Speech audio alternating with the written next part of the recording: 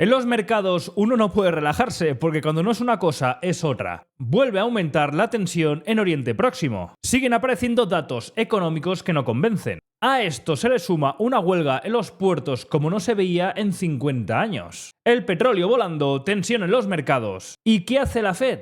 Pues darle al botón de imprimir. Y de esto hablaremos en el vídeo de hoy. Y por la parte cripto, más países están dando luz verde a los ETF de activos digitales. BlackRock también está comentando que no ve un buen corto plazo para los ETF de Ethereum. Y otro de los grandes que quiere su parte del pastel. Y ya está insinuando que se va a meter en el sector cripto. Viene un vídeo calentito, por lo que quédate hasta el final para estar al día de lo que se mueve en los mercados. ¡Vamos al lío! Muy buenos días, cracks, y hoy arrancamos conociendo cómo cada vez son más países los que se van abriendo a la comercialización de los ETF de activos digitales. Y esta vez la Comisión de Supervisión Financiera de Taiwán, la FSC, ha autorizado a inversores profesionales como instituciones o clientes de alto patrimonio para que estos puedan invertir en ETFs de activos virtuales extranjeros. Y según CoinShares, la semana pasada tuvimos un fuerte repunte en la entrada de capital a los productos de inversión de activos digitales, con una entrada, atención, de 1.228 millones de dólares. Y es que ya es la tercera semana consecutiva con entradas en positivo.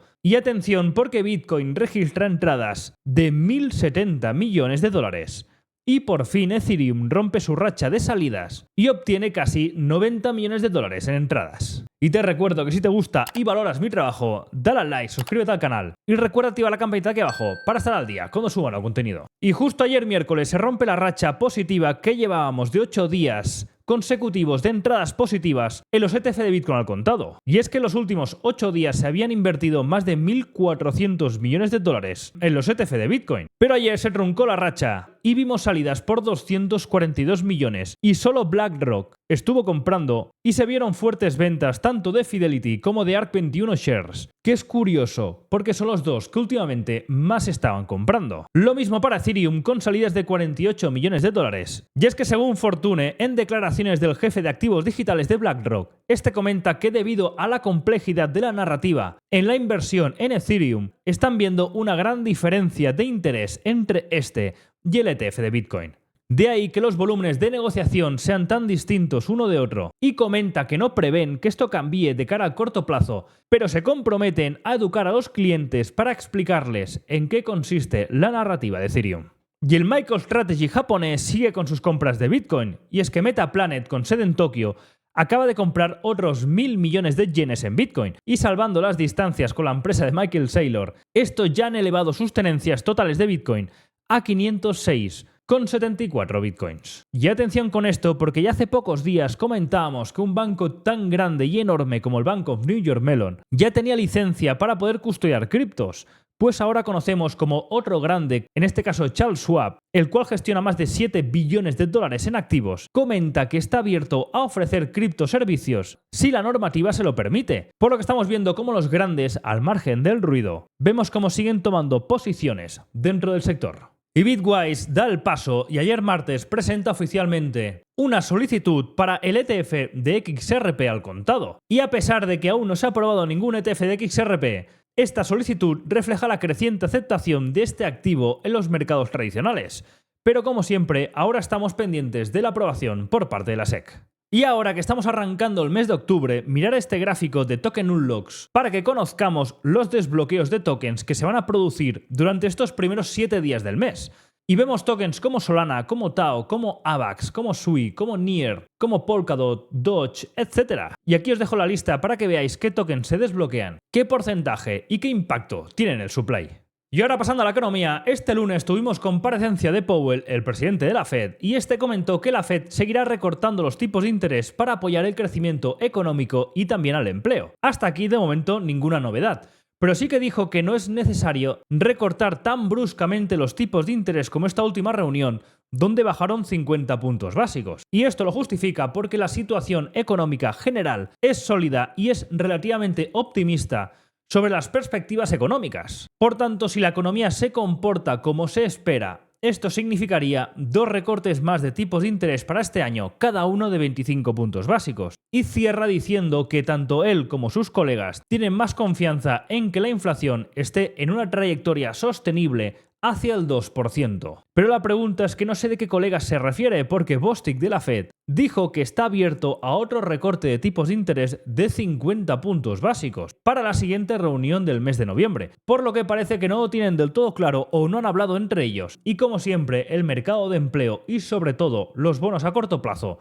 son los que van a marcar el camino de la Fed para la siguiente reunión. Aparte de esto, ayer también conocíamos los datos de PMI manufactureros de Estados Unidos, que en este pasado mes de septiembre aparece peor de lo esperado en 47,2, cuando se esperaba 47,6, por lo que el manufactura sigue en contracción y ya es el sexto mes consecutivo que está por debajo de 50. Y ayer también empezó el primero de unos cuantos datos de empleo que conoceremos esta semana, y ayer fue el turno de la encuesta JOLTS de ofertas de empleo que, sorpresa, aparece por encima de lo previsto, por lo que de momento aparece el primero y es mejor dato de empleo de lo que se esperaba. Y ahora, pasando aquí a Europa, el lunes también tuvimos declaraciones de Lagarde, la cual comentó que la próxima lectura de inflación probablemente esté por debajo del nivel de referencia del 2%, a pesar, y comenta, de que temporalmente, y más de cara a final de este año, esta inflación pueda subir. Y comenta que no van a esperar a que todo esté en el 2% para seguir reduciendo los tipos de interés. Me da a mí que están desesperados por meter el tijeretazo, porque Europa lo necesita. De hecho, el último dato de IPC de la zona euro aparece en línea con lo esperado y reduciéndose respecto al dato anterior,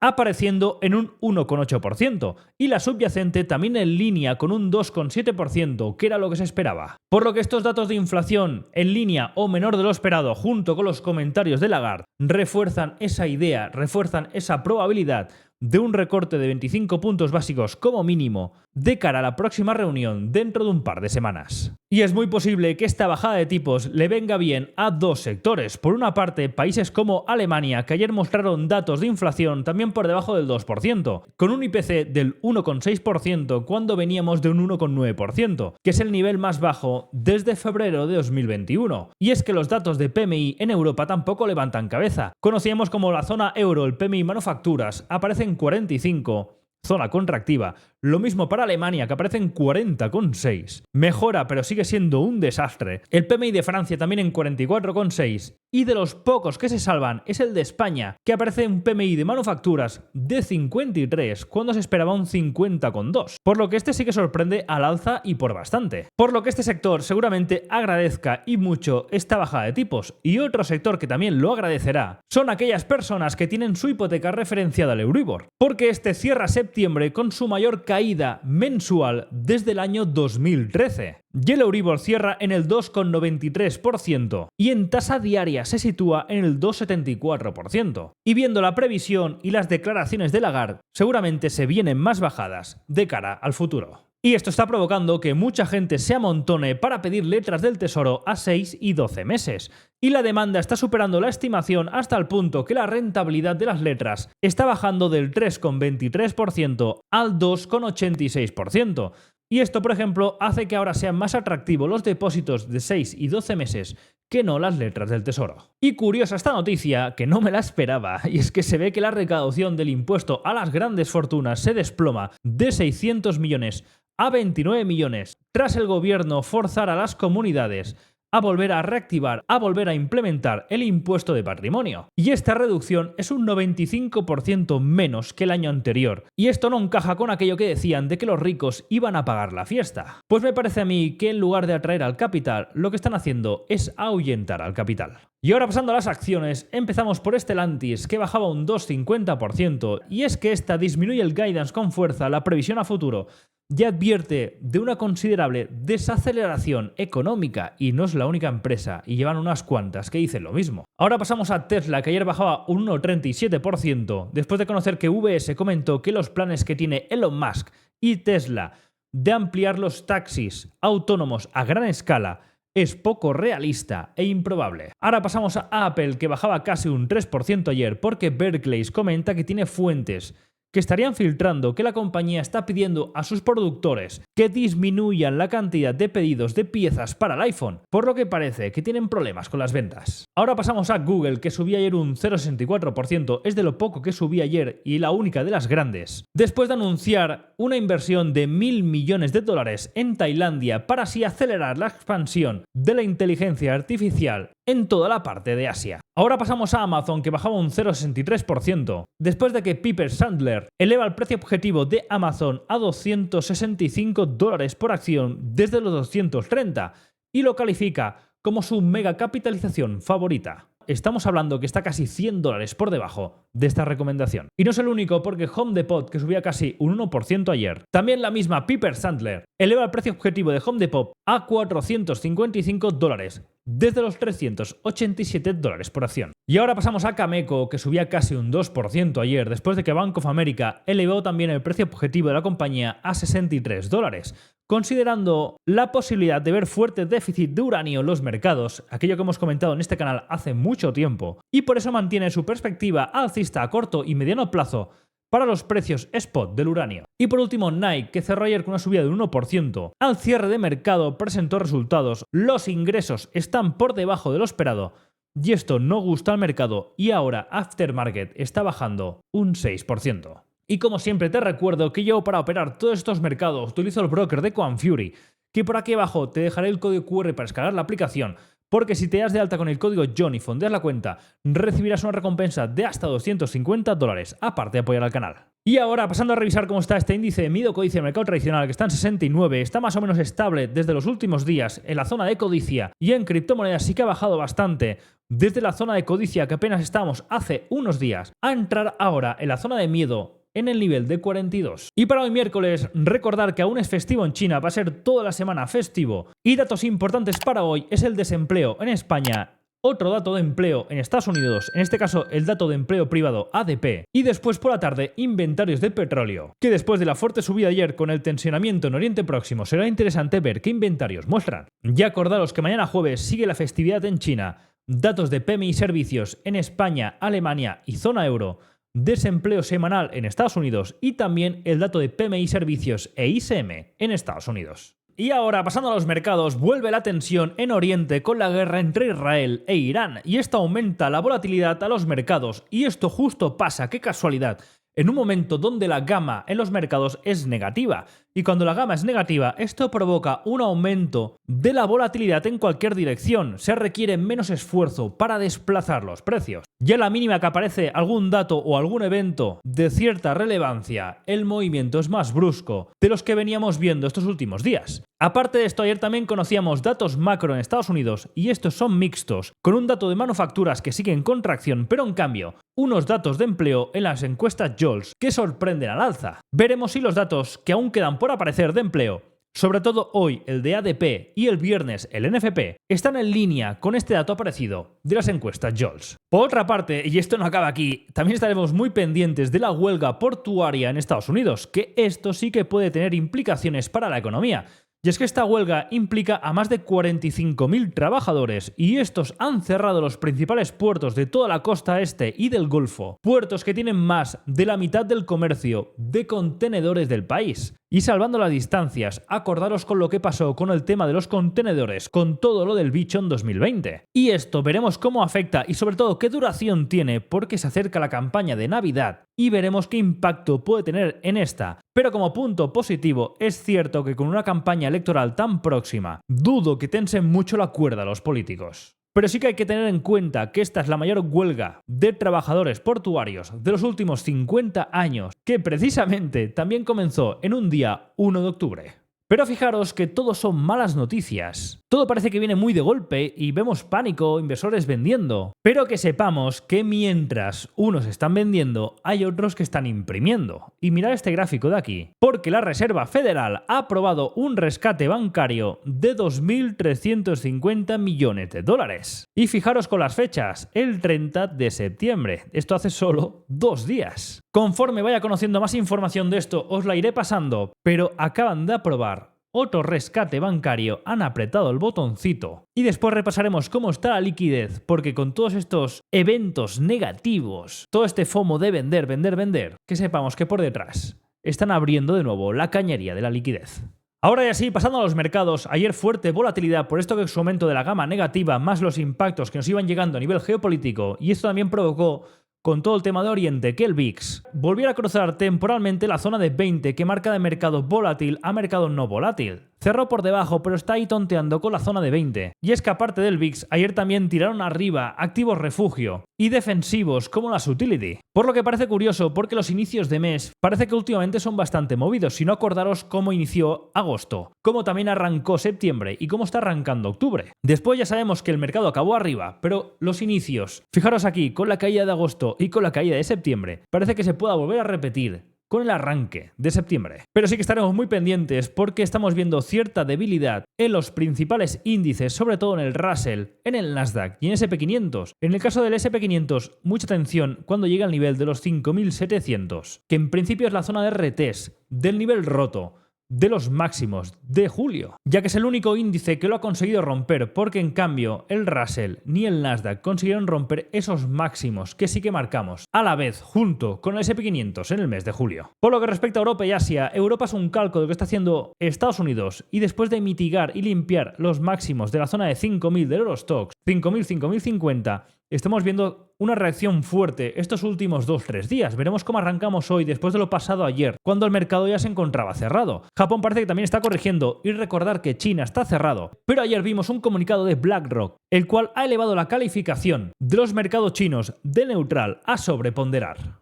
Y ahora pasando a Bitcoin, antes de pasar a analizar los gráficos, mirar esta imagen que tengo por aquí, que representa cómo lo hace Bitcoin cada mes, durante cada año, de los que hay registrados. Y Bitcoin cerró este septiembre como el mejor septiembre de su historia. Y es que acordaros que empezábamos a principio de mes cayendo, tocando la zona de 52.500, para después recuperar y tirar arriba hasta los 66.000. Y ahora, en teoría, entramos en octubre, que es el mes más fuerte del año para el sector cripto. Veremos si se cumple, porque septiembre fue todo lo contrario. Veremos que no sea que se vayan cambiando las papeletas entre septiembre y octubre. De momento sí que sigo fijándome en que la liquidez, después de empujar fuerte a principios de junio a julio, de momento está estancada y no vuelve a empujar arriba, y estaremos pendientes para ver cuándo arranca la liquidez, para entonces sí, ver si Bitcoin puede atacar la parte alta de todo el nivel de los 70-74.000. A nivel técnico, hemos mitigado toda esta parte de liquidez que teníamos pendiente en la parte de 62.000, 62.500. Teníamos dos zonas interesantes que comentábamos ayer por la comunidad. Esta zona intermedia, mucho más arriesgada, después de ver cierta entrada de momentum en time frames inferiores, se podía realizar cierta posición de colocación o cierto inicio de trade, pero con alto riesgo, porque realmente la parte más interesante a nivel macro está justamente debajo de toda esta zona de liquidez y el primer punto en eficiencia de la zona que vino a romper y empujó arriba de los 60.000 hasta los 67.000. Es justo donde está rebotando ahora, y es donde ahora estamos activando un trade a largos. En la entrada en la zona de 61.500, con stop loss por debajo de la zona de 59.000 y con un TP en la zona de 66.000. La idea es que el precio, después de rechazar la parte alta del rango bajista que llevamos ya inmersos bastantes meses, la idea es que venga, mitigue esta parte inferior, cargue el muelle y empuje hacia arriba, ya buscando romper la parte alta de 67.000 y buscar la primera estructura, el inicio de toda la estructura bajista, que marcó los mínimos en la zona de 48.000. Ya a nivel macro sí que estaré muy pendientes si esto fallara, porque si viniera a romper la parte estructural de los 57.000, que es la parte central, entonces peligro, porque si rompemos esto, vuelve a aumentar y bastante las probabilidades de ir a buscar la parte baja del rango. En el caso de Ethereum, un movimiento similar al de Bitcoin. Siempre comentar que este está más débil porque aún no hemos conseguido superar la parte de soporte, que ahora es resistencia, de los 2.800. Y para equipararse con Bitcoin, Ethereum ahora mismo debería estar por la zona de 3.200-3.100. En cambio estamos bastante por debajo, casi 600 puntos por debajo. Y es que con esta última caída también hemos mitigado toda la liquidez que queda pendiente y tomado por un pip el último punto de liquidez. Y es justo ahora que también se ha activado un largo que también sería equivalente al de Bitcoin en esta zona, buscando la parte alta de 2.725. Es cierto que ambos activos con el mismo trade, lo que estamos haciendo es doblar el riesgo, porque justamente es el mismo trade en la misma zona en ambos activos, y si no funciona en uno, tampoco va a funcionar en otro. Por tanto, a la hora de hacer una distribución de riesgos, tener presente que si abrís el mismo trade en ambos activos, esto hay que tenerlo en cuenta. Pasando a las altcoins y a las últimas peticiones que me habéis pedido, comentar con TIA que justamente después de confirmar la rotura de este nivel, ahora está mitigando el último punto fijaros, muy similar al gráfico que está dejando Bitcoin y Ethereum, y es que es el último bloque interesante para construir posición, y aquí podríamos trabajar con un inicio de construcción de posición de trade con la idea de buscar la confirmación del pullback y entonces sí, atacar la parte central y la parte clave de los 7,50, por lo que esta es una buena zona para empezar a construir posición dentro de TIA, con stop loss por debajo de la estructura de la zona de 4,5, porque de perderla es muy posible que veamos un nuevo mínimo, por lo que es una posición de SL más o menos de este tamaño, con un TP objetivo de un 1.3, un 1.4 aproximadamente. Ahora hablando de XRP, parece que Ripple cada vez está más cerca de lanzar su moneda estable porque el otro día acuñó el 99% de todo el supply de la moneda en un solo día,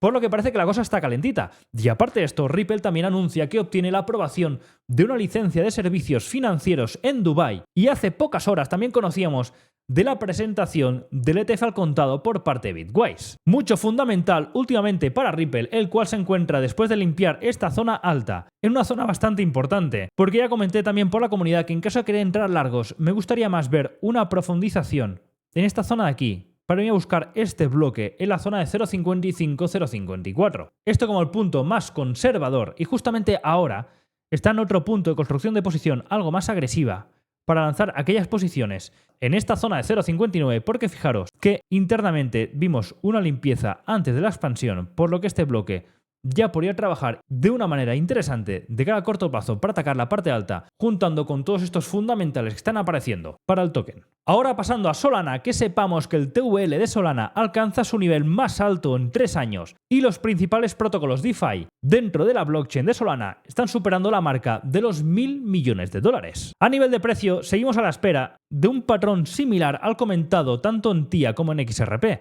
Y es que espero que venga por debajo con algún mechazo, por debajo de la zona 140-132 como punto interesante para construir posición, para entonces sí eliminar este triple techo en la zona de 164. En el caso de AVE, algo muy similar, y es que fijaros que estamos ya en el bloque interesante, en 144-147, y es que acordaros que en el último vídeo comentamos que por cómo estaba dibujando AVE cada vez que hacía un retest al nivel roto, era una buena zona para acumular, fijaros, en esta zona de aquí, esta zona de aquí, esta zona de aquí.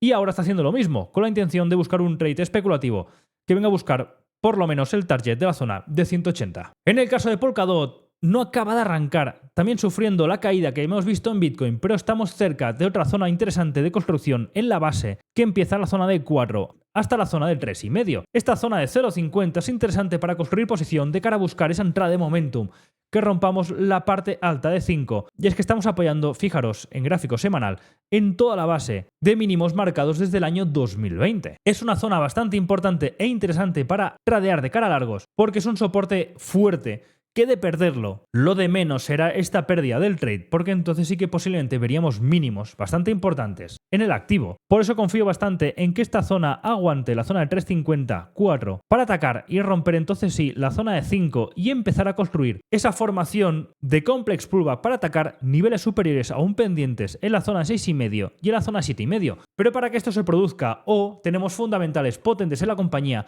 o todo el mercado debería empujar y acompañar, por lo que son zonas de compra interesantes de cara a corto plazo, pero hace falta que acompañe el mercado para empujar esto arriba. Y por último, Doge, también atención, porque estamos retesteando esta directriz bajista en todo este bloque después de mitigar los mínimos, por lo que es interesante ya construir algún starter en la zona de 0,10 con la intención de que entrada momentum y buscar el nivel de los 0,14. Ahora pasando a divisas, justo ayer estuvimos trabajando este patrón, este modelo en la comunidad y comentamos que estamos entrando y llegando a una zona muy interesante del euro dólar, que era el equivalente del DXY a tomar toda la parte superior. Y es que sigo pensando que el DXY tiene una parte muy interesante por tomar, que fijaros que es toda esta parte de 102 con 102,40, toda esta parte de cara a corto plazo después de la fuerte caída desde la zona de 106, es posible que después de acumular y por cómo está estructurando y limpiando estos últimos días cercano a la zona psicológica de 100, es posible que veamos cierta corrección, cierto rebote hacia la zona 102 y más con los últimos comentarios de Powell indicando que quizás las futuras bajadas de tipos sean más moderadas y sean de 25 puntos básicos. Esto nos llevaría un euro, posiblemente si vemos en gráfico diario, a visitar la zona baja de los 109 aproximadamente, que equivaldría más o menos a esta zona de aquí con el DXY. De momento a corto plazo estamos llegando a la primera zona interesante de posible rebote de la fuerte caída prácticamente en línea recta de casi un 1,5% 1% desde la zona de 1.12 hasta la zona de 1.10. Por lo que esperaré en esta zona a ver si veo alguna reacción de cara a corto plazo. Y es que fijaros ayer cuando estábamos cerca de esta zona interesante a nivel de semanal, como el euro acumula en su parte superior en el rango asiático, mitiga por un pip justo toda esta ineficiencia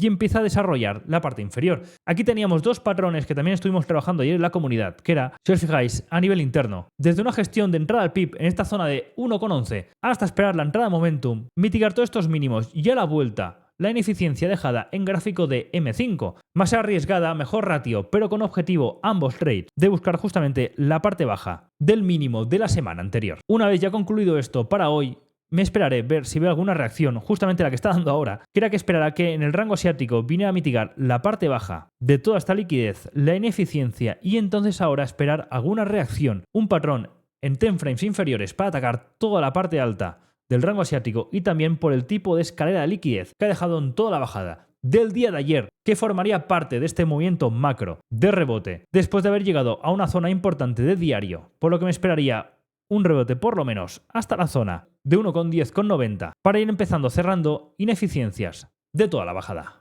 Y por último, commodities, aumenta la volatilidad con el aumento de la tensión en Oriente, sobre todo en activos como plata, como oro y también como petróleo. De momento pocas novedades, estamos viendo cómo está corrigiendo a la base la plata, estaré pendiente de cuando llegue justamente a esta zona de 30,80, 30,20 y el oro de momento seguimos a la espera de ver cierta corrección para seguir planificando trades a largo porque esto está alcista. Y que en sí hemos visto cierta reacción y mucha volatilidad es con el petróleo. Y es que este es muy sensible con todo lo que está pasando en Oriente. Y más cuando después del ataque de Irán a Israel, Israel ha comunicado que su represalia la va a apuntar, la va a focalizar a las instalaciones de producción de petróleo dentro de Irán. Y esto, casualidad o no, coincide, acordaros con el bloque que marcamos el lunes, este bloque del petróleo, que dijimos, cuidado que acabamos de llegar a una zona importante, que podría funcionar como el primer apoyo para atacar la parte alta de 80-78. Y coincide o no, pero este aumento de tensión y todos estos eventos geopolíticos coinciden con este repunte del petróleo, con el objetivo que si esto sigue aumentando podamos llegar a esta zona de 78-80. Perfecto, con esto cerramos el vídeo por hoy. Estaremos pendientes de ver cómo acaba de arrancar el mes de octubre, que si cogemos la fotografía de agosto y septiembre puede ser bastante movido y sobre todo a la baja. Y por tanto, esto hace que estemos con un ojo pendientes de lo que está pasando en Oriente y de los datos que aparecerán a la tarde, los datos de empleo privado ADP en Estados Unidos, para ir cogiendo más información de estos datos de empleo que van apareciendo tanto ayer como hoy, sobre todo el viernes, para acabar de hacer esta fotografía de cara a la próxima reunión de la Fed en el mes de noviembre. Que vaya muy bien el día, cuidado con los SLs, nos vemos el viernes, hasta luego.